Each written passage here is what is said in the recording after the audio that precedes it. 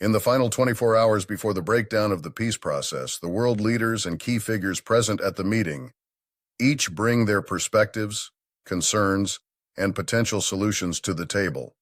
The discussions are tense with the recent proxy war between America, Russia, and China, and the loss of 5,000 American Marines weighing heavily on everyone's mind. The threat from America to attack Russia and China has brought the world to the brink of nuclear war, and the concept of mutual assured destruction, MAD, looms over the proceedings. Here's a possible summary of the discussions from each party. Dr. Kwame Adamako. As an advocate for peace and a respected diplomatic figure, Dr. Adamako urges the parties to consider the long-term consequences of nuclear war. He highlights the humanitarian crisis that would ensue and the irreversible damage to the planet. General Wei Feng, representing China's military interests, General Feng expresses the need for a strong defense but also acknowledges the importance of finding a diplomatic solution to avoid unnecessary loss of life. General Viktor Sokolov. As a high-ranking Russian military official, General Sokolov is prepared to defend his country but also understands the gravity of a nuclear exchange. He suggests back-channel negotiations to reduce tensions. Cassandra Cassie Donovan.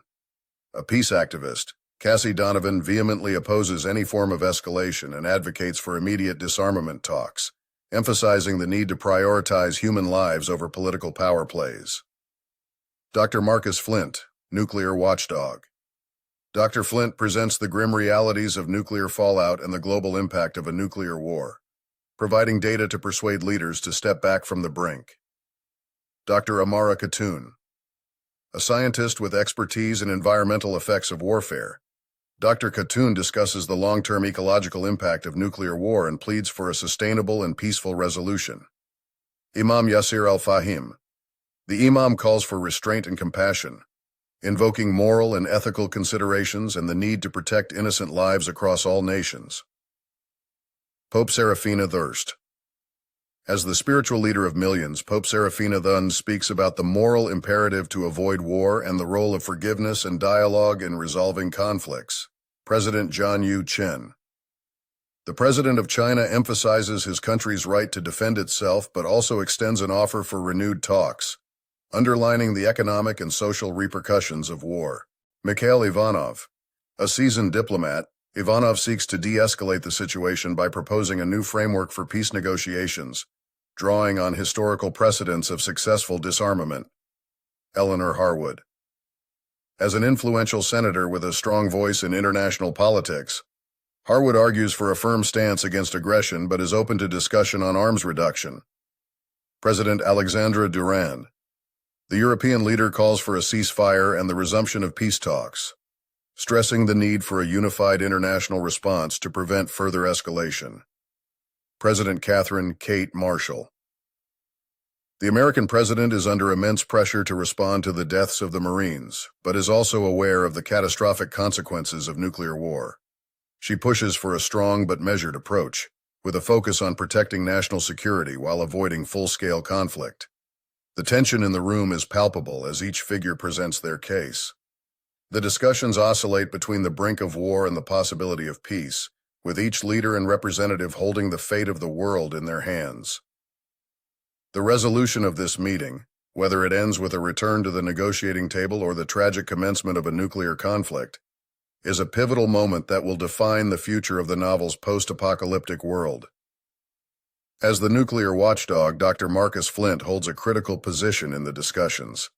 His role is to provide a stark and scientifically grounded exposition of the consequences of nuclear war, particularly focusing on the catastrophic effects of launching warheads from the world's most powerful arsenals, the Seraphim silos in America, the Rodina silos in Russia, and the Long March bunkers of destiny in China. Dr. Flint begins by detailing the immediate effects of a nuclear explosion, including the intense heat, blast, and radiation that would obliterate everything within its radius.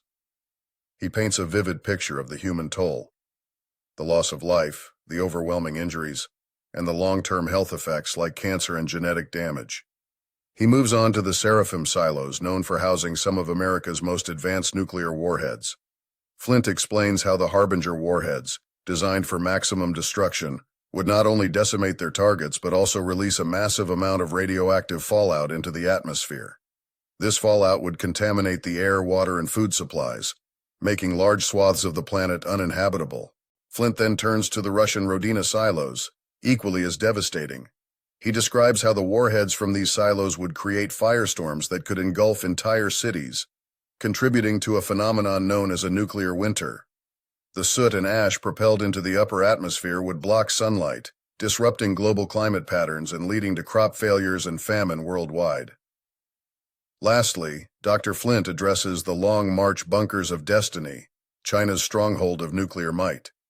He warns that the use of these weapons would not only cause immediate destruction but also contribute to the long-term ecological disaster. The detonations would lead to thermal pollution and acid rain, further damaging the Earth's already fragile ecosystems. Flint emphasizes that the launch of warheads from any of these arsenals would be a death sentence for the planet.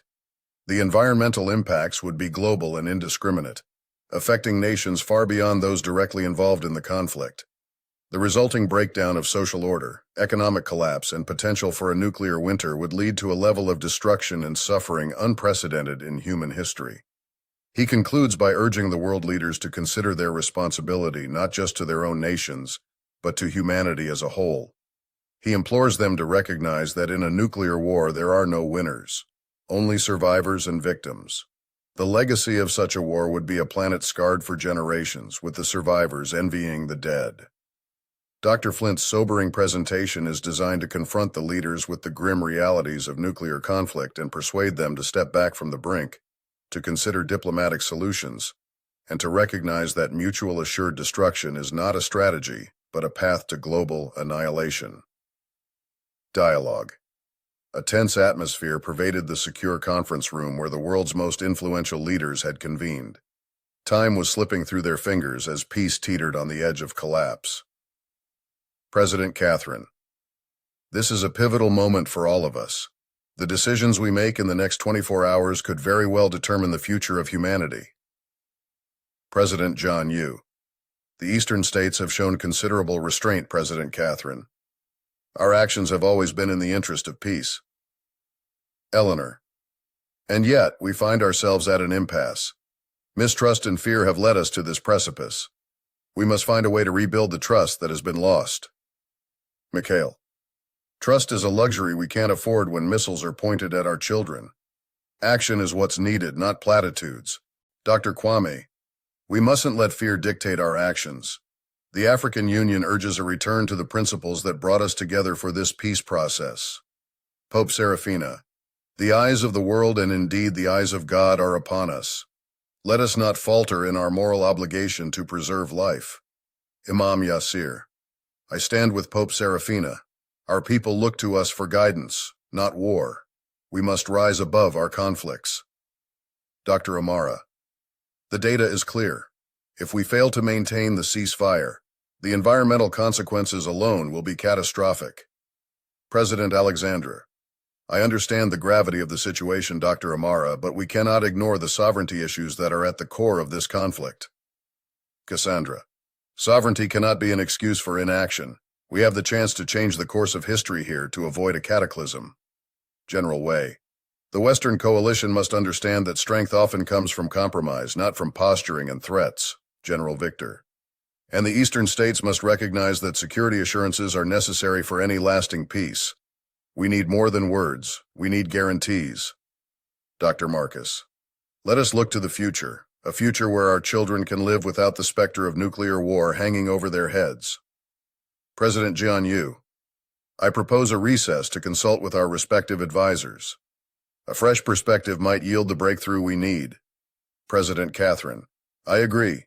Let's reconvene in 2 hours. It's time to make history, not repeat it. The leaders nodded in solemn agreement, each one acutely aware of the dwindling time and the monumental task ahead. They dispersed to their separate corners of the room, the silence speaking volumes about the tension and the high stakes of their negotiations. The world leaders reconvened in the conference room, the air even more charged than before. Each face was etched with the burden of impending decisions. President Catherine. Thank you for returning. Let's approach these talks with renewed focus. The world depends on it. President John Yu. I agree. However, we must address the security concerns that remain unmet. Without them, peace is but a fragile dream. Dr. Kwame. Perhaps we can find a compromise on the disarmament terms? A phased approach that would satisfy security concerns and demonstrate good faith? General Victor. Phased disarmament is a risk. How do we ensure that phases are met without opening ourselves to vulnerability? President Alexandra. Vulnerability? Our nations have been vulnerable since the start of this proxy war. It's a miracle we've survived this long. Eleanor. I urge us all to consider the humanitarian cost of failure today. Billions of lives are in our hands. Imam Yasir. Indeed, Eleanor. It is our sacred duty to protect these lives. We must set aside our differences for the greater good. Pope Serafina. Let us not lead our people into temptation, but deliver them from the evil of war. The path of peace is narrow, but we must walk it. General Wei. Military might cannot be our only tool. Diplomacy must prevail, or we will all suffer the consequences. Dr. Amara. The environmental monitoring systems already show signs of strain. Any conflict now could push the planet to the brink. Cassandra. What about a neutral zone? A demilitarized area that can act as a buffer while we continue discussions? Mikhail. A neutral zone? That's a temporary solution to a permanent problem. We need concrete assurances, not more waiting games. President John Yu. I'm sorry, but these suggestions do not address the core strategic imbalances that brought us here. We need more than band-aids. Dr. Marcus. We're running in circles. We need innovative solutions, not the rehashing of old arguments that have led us to this stalemate. President Catherine. I implore you all, think of the legacy we leave behind. How will my nation judge us if we fail here today? The death of 5,000 American lives needs a strong and sustained response. The American people who elected me are asking for this. Would any of you leaders act otherwise? President Alexandra, standing up.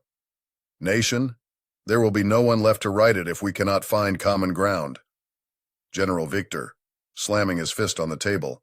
Enough of this. We are not here to play politics while our nations stand on the edge of oblivion. One by one, the leaders began to stand, the frustration and fear palpable in the room. President John Yu, I see no path forward with these talks. We must prepare to defend our people. Pope Serafina, this is a dark day. We have forsaken our mission for peace. Imam Yasir, I pray for us all, that cooler heads may yet prevail. Dr. Kwame, the African Union will not support this descent into madness. We must find another way. President Catherine, if no one is taking our concerns on board, we must act because the American people who have lost 5,000 soldiers, our gallant freedom fighters, then act we must today. But the pleas fell on deaf ears as the leaders, one by one, stormed out of the negotiating room, leaving only the echo of their departure and the heavy silence of a peace process unraveled. Pride and echo took its toll, and in less than 19 hours, 58 minutes after this tense meeting, something happened. Will America launch the nukes for the deaths of 5,000 of their soldiers? Will Russia respond? Will China follow suits? The destiny of the planet lies in the hands of these three leaders and their advisors. The Seraphim Silos and the Harbinger Warhead. The Seraphim Silos, a foreboding series of interconnected underground bunkers, are sprawled across a remote and desolate region, once forgotten by time. These monolithic structures, camouflaged beneath a facade of natural terrain, house the world's most devastating creations, atomic warheads. The silos are characterized by their massive blast doors, reinforced concrete walls, and an intricate network of tunnels and control rooms. They exude a chilling aura of dormant power, a sleeping giant beneath the earth. At the heart of the Seraphim Silos lies the Harbinger Warhead, an atomic bomb of unparalleled destructive capability. Its sleek metallic exterior, etched with symbols of a bygone era, belies the chaotic energy caged within. The warhead is engineered with precision, capable of being launched to any point on the globe, and its activation sequence is safeguarded by a series of cryptic failsafes. The Seraphim Silos were constructed in the zenith of the Cold War, a testament to the fears and technological prowess of their age. They were designed to be the ultimate deterrent, a show of force to prevent the outbreak of total war. However, as decades passed, the silos were decommissioned and fell into obscurity, their lethal residents untouched. until now. The original purpose of the Seraphim silos and the Harbinger warhead was to serve as the final argument in a world teetering on the brink of nuclear annihilation. In the current chaos, they have been reactivated, not as a deterrent but as the epicenter of a looming threat that could reshape the balance of power and dictate the fate of nations. The discovery of the operational Seraphim silos becomes a pivotal moment in the narrative, propelling the world into a desperate race against time. The characters must navigate the political turmoil and moral quandaries that arise from the existence of such a weapon. The silos could be the target for infiltration, sabotage, or control, depending on the factional alignments within the story. The Harbinger warhead itself is the sword of Damocles hanging over the world, a grim reminder of the destructive potential humanity wields. The Harbinger warhead is equipped with a complex arming mechanism that is part technological marvel, part enigma. It includes biometric locks, quantum encryption, and a rumored mystical component that binds the activation to a specific individual or lineage, adding a layer of mythos to the weapon. Technological nuances. The Seraphim silos are a marvel of Cold War engineering, designed to withstand both time and any external threat. The security systems are a layered defense, including seismic detectors, motion sensors, and a network of surveillance cameras that have been discreetly placed throughout the natural landscape. The control rooms deep within the silos feature analog dials and switches juxtaposed with modern digital interfaces, a hybridization to ensure continued operation despite the risk of EMPs or cyber attacks. The Harbinger warhead itself is an amalgamation of old and new technology. It is designed with a two-stage thermonuclear reaction, capable of yielding an explosion of catastrophic proportions. The detonation mechanism is safeguarded by a permissive action link (PL) system, requiring multiple authorization codes and physical keys held by different individuals to activate. Additionally, the warhead is equipped with stealth technology to evade detection during its ballistic trajectory. The sudden re-emergence of the Seraphim silos as an active nuclear threat throws the political world into disarray. Nations that had previously abandoned the pursuit of nuclear arms find themselves reconsidering their stance. Rogue factions and terrorist organizations see the silos as a means to gain leverage on the global stage, and established powers might seek to secure or neutralize the silos to maintain the status quo. The existence of the silos could lead to new alliances, betrayals, and a frantic diplomatic scramble to address the balance of power. The characters associated with the Seraphim silos are diverse. The Keeper, a mysterious figure who has been guarding the secrets of the silos for decades, aware of the true nature and capabilities of the Harbinger warhead. The Activist, a political dissident who believes that the existence of the warhead should be public knowledge, advocating for nuclear disarmament. The General, a military leader who sees the reactivation of the silos as an opportunity to assert dominance and is willing to take extreme measures. The Engineer, one of the original designers of the silos, now elderly, who holds critical information about the warhead's mystical component and safeguards. Mystical component. The mystical component of the Harbinger warhead is rumored to be an ancient artifact embedded within the core of the weapon. This artifact, possibly from a lost civilization or the result of alchemical transmutation, is said to resonate with the life force of a specific bloodline, making it so that only individuals of this lineage can fully arm and activate the warhead. This component not only adds a layer of security but also ties the weapon to the deeper mythos of the world, suggesting that the power to destroy is as old as the power to create. The Rodina silos of Russia, the Rodina silos, a clandestine network of nuclear missile facilities, are scattered across the remote and vast expanses of Russia's wilderness. These modern silos are built with reinforced titanium concrete, designed to be nearly impervious to external attacks and natural disasters. They emerge like steel monoliths from the taiga and steppe, their presence a grim reminder of the omnipresent nuclear threat. The Rodina silos have been upgraded with state-of-the-art technology to match the 21st century warfare standards. They are equipped with advanced cyber defense systems to thwart hacking attempts and an AI surveillance network that continuously monitors for any intrusion. Despite international treaties and arms reduction efforts, these silos remain fully operational, their warheads meticulously maintained and ready for deployment at a moment's notice. Security at the Rodina silos is paramount. Each facility is surrounded by a perimeter of motion sensors, thermal imaging cameras, and drone patrols. Access to the silos is controlled by biometric scanners, requiring iris and fingerprint verification. The internal defense system includes automated turrets and a contingent of elite guards trained specifically for silo defense. In the current geopolitical climate, the Rodina silos serve as both a strategic deterrent and a political bargaining chip. Russia's government maintains the silos as a means of ensuring national security and as a demonstration of military might. The existence of these silos is a source of tension in international relations, particularly with nations advocating for nuclear disarmament or those seeking non-proliferation agreements. Each silo is outfitted with a missile launch system that incorporates both automated and manual controls, ensuring redundancy. The missiles themselves are equipped with multiple independently targetable re-entry vehicles, MIRVs, capable of striking several targets simultaneously. The launch protocol is safeguarded by a two-person rule, necessitating simultaneous authorization from two commanding officers to initiate a launch. Technological features of the Rodina silos. Launch systems. The Rodina silos are equipped with highly automated launch systems that have been updated with the latest in missile guidance technology and cybersecurity. These systems are designed to be impervious to hacking, with multiple layers of encryption and fail-safes in place. Missile technology. The missiles housed within the Rodina silos are the pinnacle of ballistic technology, capable of reaching hypersonic speeds and equipped with advanced countermeasures to evade missile defense systems. They are designed to be highly accurate, with the ability to adjust their trajectory mid-flight using onboard navigation systems. Communication systems.